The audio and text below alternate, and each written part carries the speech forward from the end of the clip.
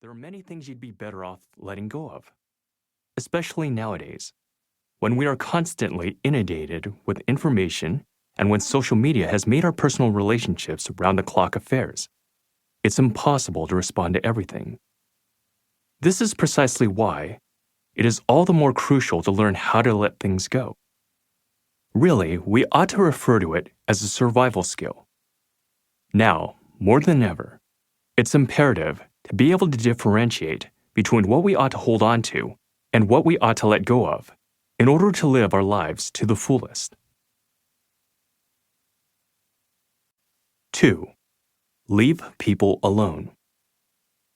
This ability is essential for personal relationships. There is a fine line between being attentive and being meddlesome. How do you react when someone is overcome with worry? People often do one of two things. One option is to say something to try to cheer them up. Another option is to say nothing, to do nothing, to leave them alone. There is no right way to respond. I will merely say that often, the first option can be considered being meddlesome, while the second might be seen as being attentive.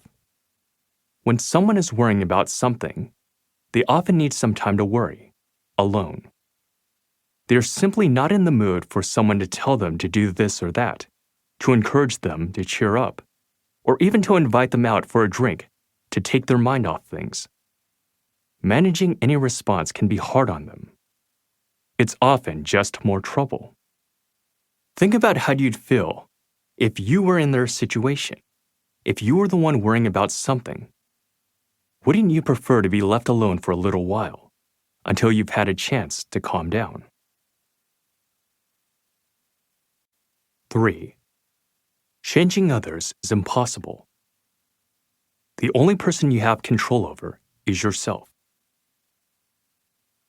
First, you change. My husband never puts things back where they belong, leaving his socks wherever he likes. He doesn't lift a finger to clean up after himself. After all these years of marriage, he's incorrigible, no matter how many times I ask him. I sometimes hear this kind of thing from people who are married, though it's hard to tell whether they mean it as a significant concern or a real complaint. Here is how I typically respond. I admire your perseverance, but you're never going to be able to change your partner. You'll be much more at ease if you just accept them the way they are.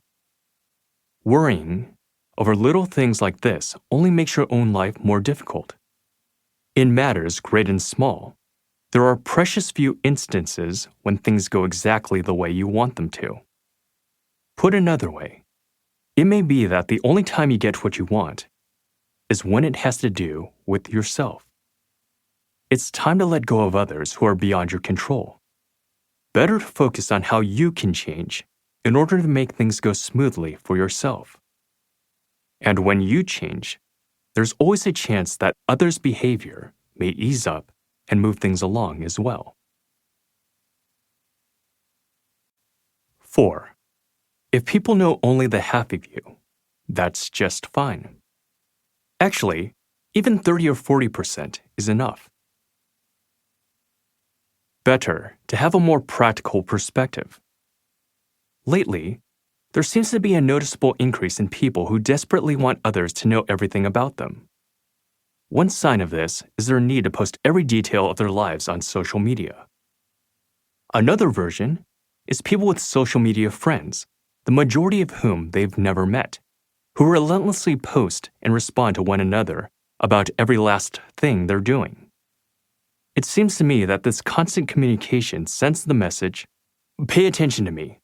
Here, now, everywhere. Understand me. I don't mean to discourage such earnest feelings, but no one will ever understand everything about you. You will never completely know your friends either.